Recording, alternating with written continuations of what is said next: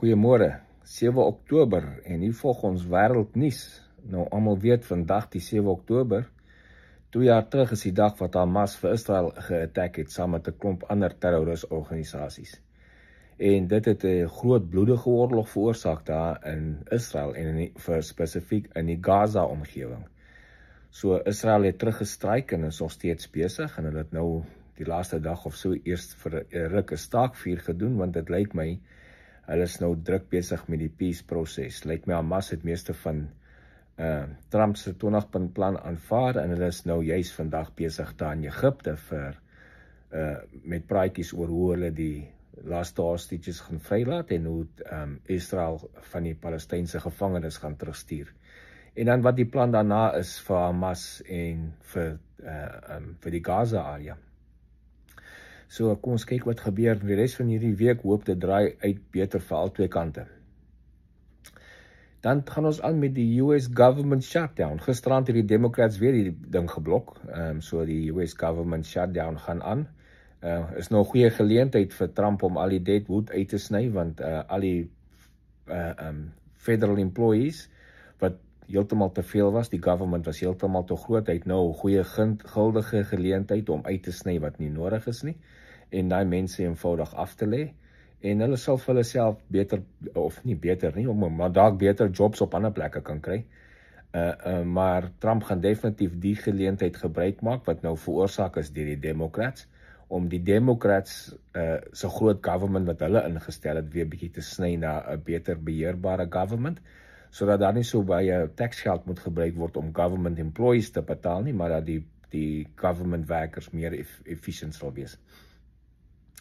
Dan kom Canada se prime minister, Mr. Mark Carney, vir Trump besoek, tweede keer die jaar, om beter deal te kry vir Canada, want hy druk van local druk, dat hy moet kom kyk of hy kan relief kry vir die Canadians. Die tariffs wat op Canada is daar en bly daar, so hooplik vir hulle, kan hulle kom praat en iets van hulle kant af offer, om te help, om die tariewe laer te bring, en dan ook goeie samewerking, maar hy het gekom met 'n windgathouding die eerste keer wat hy hier was, en baie liberal houding, dat hy, dis so hulle dit doen in Canada, ons moet wegbly daar uit, wel, dis nie 'n probleem nie, betaal maar net die tariewe as jy wil goed invoer hiernatoe. En dit is vir my so interessant, daai tyd hoe baie mense gesê het, ja, die Amerikaanse populasie gaan betaal vir tariffs wat Trump instel, het gaan op ons swaar wees. Maar dit is verbasend hoe elke land wat tariffs het, hier kom probeer verligting kry, want hulle kry swaar. Ons kyk nie swaar nie, regtig, beloof jou. Die tariff van Trump se tariffs is 'n impak op daai ander lande, en daar kom biljoene dollars in die land in weens daai tariffs.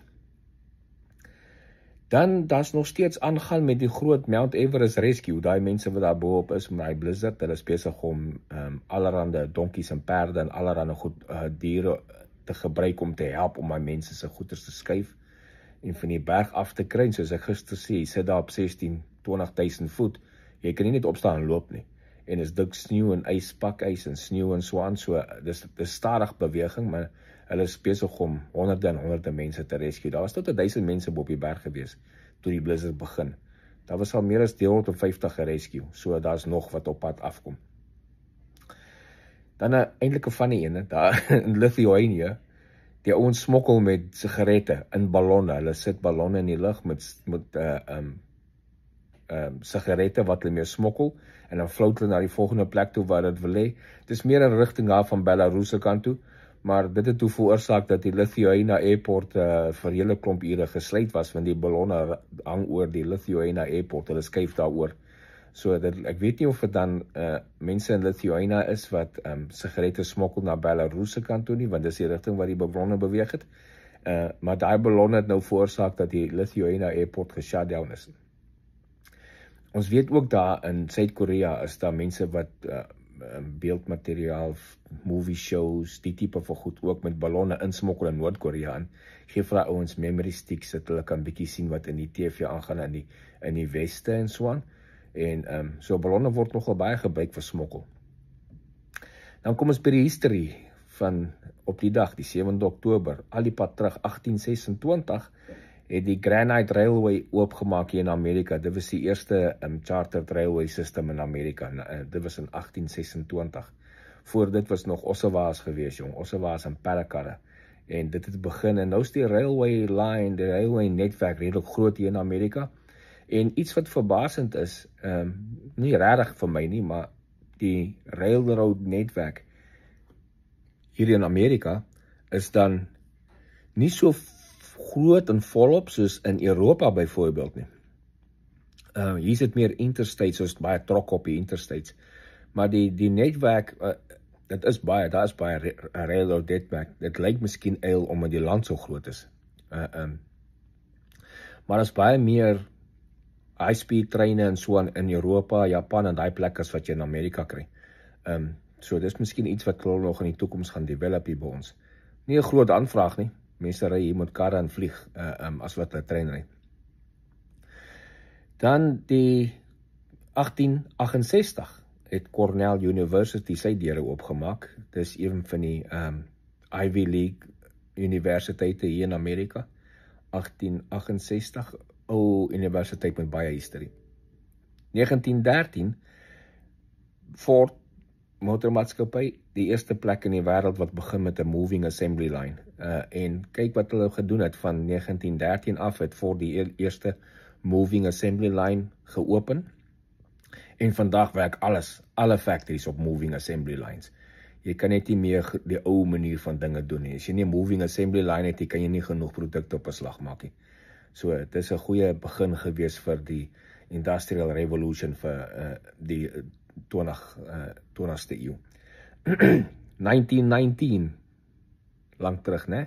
KLM, die eerste airline in die wêreld. En hulle is so die oudste airline in die wêreld, KLM van Nederland, en is ook nog steeds hulle selfde logo. Hulle het baie ander airlines opgepop intussen. Hulle het al logos verander en alles op 'n tyd gekom en gegaan. KLM staan nog steeds sterk. Een van die grootstes in die wêreld, maar ook die oudste en die eerste airline in die wêreld. 1949 het die Communist East Germany gevorm. So dit was net na die Tweede Wêreldoorlog toe die Allied groepe en saam met Rusland en hulle die ooste van Germany opgedeel in stukke. En dan die ooste van Germany is toe aan Rusland gegee en Rusland het toe in 49 kommunisties begin en hulle het die muur gebou en dis waar die ook die begin van die geval van die communiste was.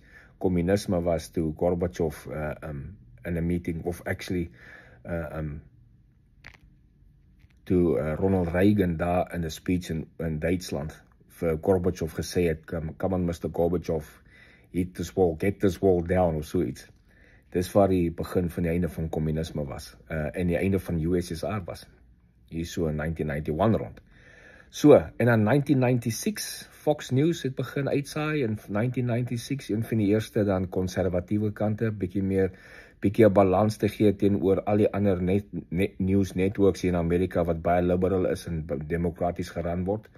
1996 en dan 2001 op die 7de Oktober het die invasion van Afghanistan gekom, nadat die terroriste hulle vliegtuie in ons geboue ingevlieg het op 9/11, het die US Afghanistan invade, spesifiek om die plekke wat daar terroriste opgelei was. Hulle was opgelei in Afghanistan, daar is terrorist opleidingskampe in Afghanistan gewees, die Taliban het hulle gehelp, so Amerika daar invade om hy basis en opleidingskampe uit te wis, en binne nie meer as 'n maand is die Afghan weermag verslaan, Taliban verslaan, en vandaar obvious almal weet die geskiedenis, het Amerika agtergebly om die nuwe Afghan regering te help op te lei en voor te berei, en al wat hulle toe gedoen het die dag toe ons onttrek is toe gee hulle die goed weer terug vir die Taliban. So baie mors van tyd dalk en geld, maar die ding was dat ons was 20 jaar in Afghanistan. Die hele land is getarget. Elke square inch weet die hele Amerikaanse intelligence weet presies waar alles is. So as daar iets later weer kom, airstrikes sal die plek weer vandag onder beheer kry as dit nodig is. Dit was dan die invasion van Afghanistan. So dis ons nuus vir vandag en met die history, dan sien ons mekaar weer môre.